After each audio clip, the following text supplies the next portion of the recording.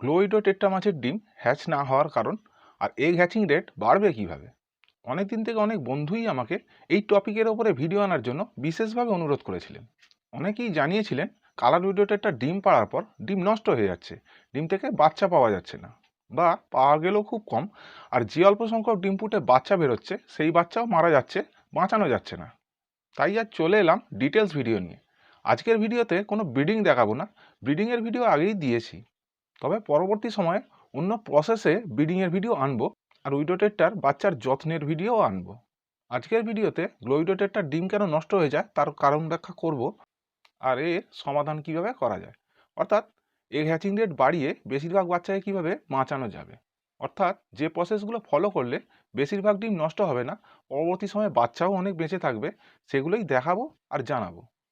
সুতরাং বন্ধুরা, ভিডিওটা খুব গুরুত্বপূর্ণ আর ইন্টারেস্টিং হতে যাচ্ছে। তবে ভিডিও শুরুর আগে কয়েকটা জরুরি কথা বলে নিতে চাই।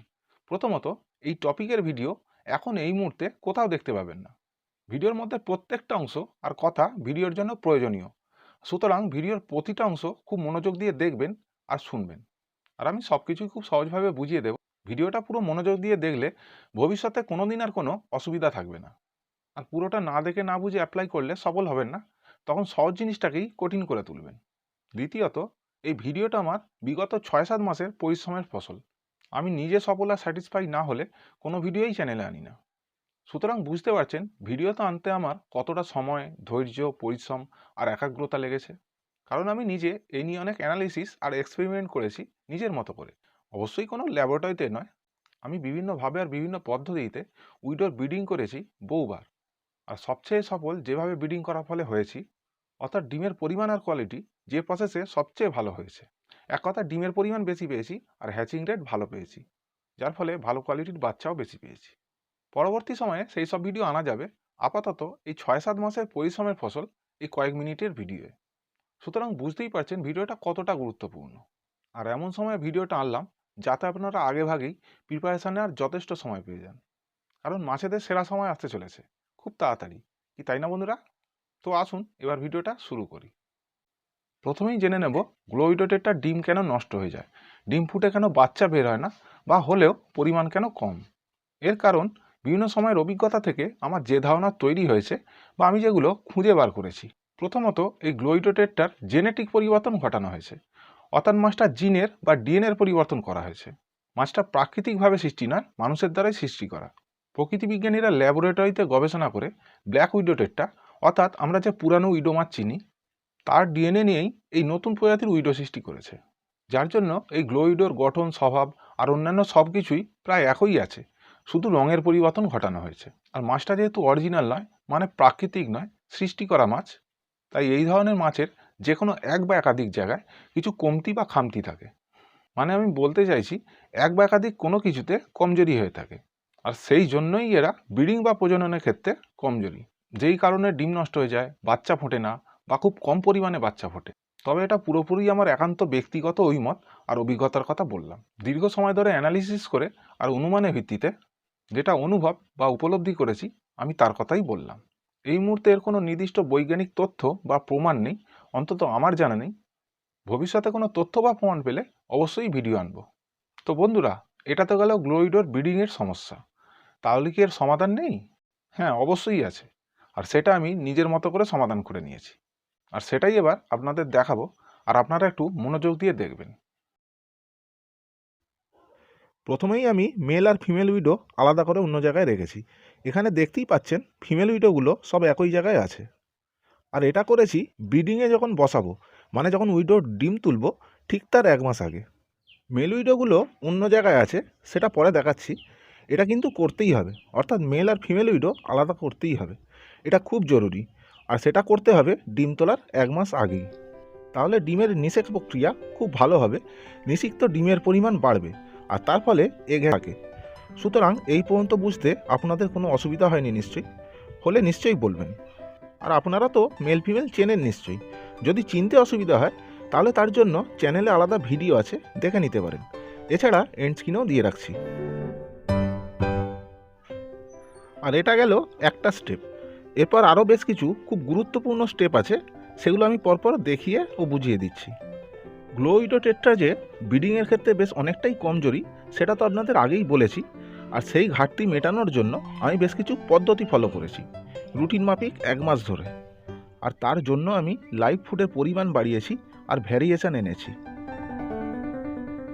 এখানে দেখতে পাচ্ছেন উইডোগুলোকে আমি টিউবিফেক্স খাওয়াচ্ছি। তবে যে কোনো লাইভ ফুড মাছেদের বিকালে খেতে দেওয়াই ভালো। তা যদি সম্ভব না হয় তাহলে সকালেও দিতে পারেন, তবে বিকালে দিলেই ভালো ফল পাবেন। এইভাবে সপ্তাহে আমি 2 দিন টিউবিফেক্স খাওয়াচ্ছি, দিনে 1 বার করে। খেয়াল রাখবেন কোনো লাইভ ফুড দিনে 2 বার দেওয়ার দরকার নেই, একবারেই দেবেন।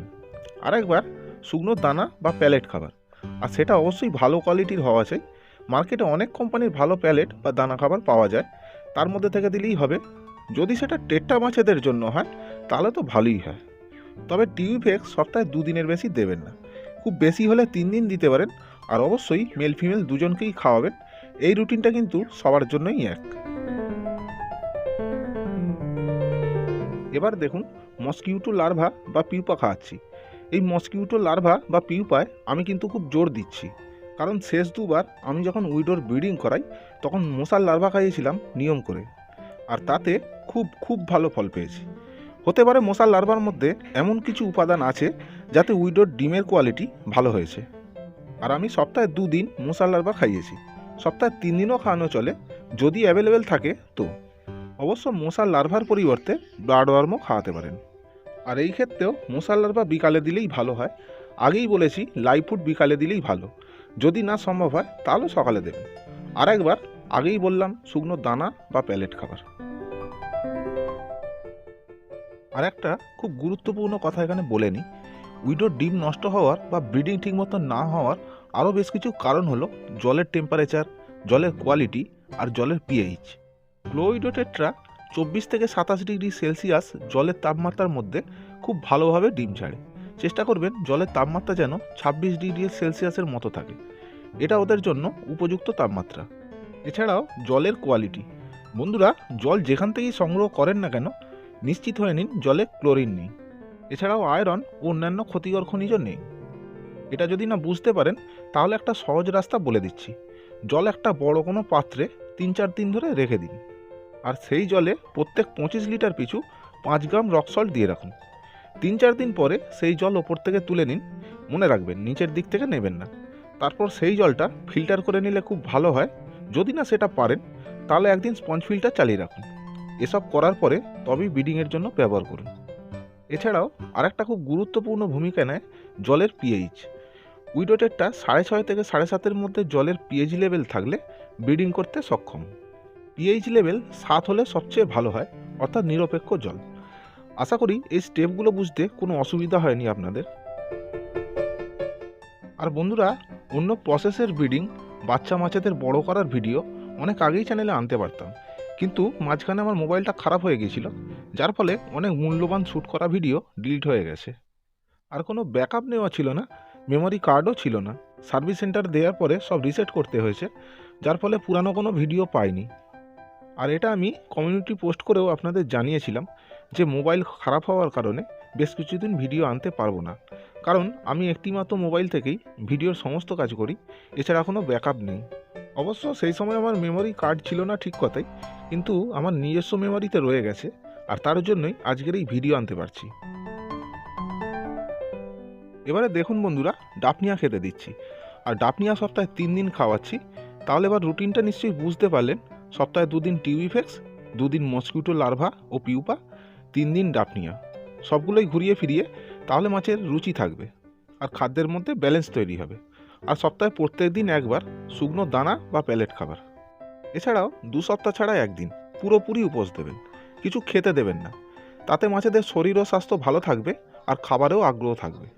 এইভাবে কন্টিনিউ 1 মাস চালাতে হবে, তারপরেই ব্রিডিং করতে হবে। আমি এইভাবে লাইভ ফুডের ভ্যারিয়েশন এনেছিলাম, কারণ যাতে উইডোর ব্রিডিংয়ের ঘাটতিটা অনেকটা কমিয়ে আনা যায়। আর তাতে মাছগুলো প্রচুর পুষ্টিগুণ সমৃদ্ধ খাবার পাবে, সাথে সাথেই মাছের ডিমগুলো পুষ্ট হবে। এর সঙ্গে সঙ্গেই মেল মাছগুলো অনেক বেশি ডিমকে খুব ভালোভাবেই স্পনিং করতে পারবে, যার ফলে হ্যাচিং রেট বাড়বে আর বাচ্চাও অনেক বেশি আর ভালো কোয়ালিটির পাওয়া যাবে। আর তাতে আমি অনেকটাই সফল হয়েছি বলা চলে। প্রথমবার যখন 30 থেকে 35% এগ হ্যাচিং হয়েছিল আর বাচ্চা পেয়েছিলাম 25% মতো, সেই জায়গায় পরবর্তী সময় এই প্রসেসে ব্রিডিং করিয়ে হ্যাচিং রেট পেয়েছি 70% মতো, আর তা থেকে বাচ্চা পেয়েছি 50-55% মতো। মানে 50-55% বাচ্চা বেঁচে ছিল, আর তা বড়ও হয়েছে। না, 100% কোনো ডিম পাড়া মাছেরই পাওয়া সম্ভব না, সেটা তো আপনারা নিশ্চয়ই জানেন। সেই নিয়ে আর বেশি কি বলবো। তো বন্ধুরা, আমি স্টেপ বাই স্টেপ পুরোটাই আপনাদের বুঝিয়ে বললাম। আশা করি আপনারা বুঝতে পেরেছেন। বুঝতে যদি কোথাও অসুবিধা হয় তাহলে কমেন্ট করে জানান। আর ভিডিওটা যদি আপনাদের ভালো লেগে থাকে আর কাজে বা উপকারে আসে, তাহলে অবশ্যই একটা লাইক করুন আর শেয়ার করুন, আর সাবস্ক্রাইব করতে ভুলবেন না। সকলেই ভালো আর সুস্থ থাকুন। আজকের মতো এখানেই বিদায় নিচ্ছি। নমস্কার।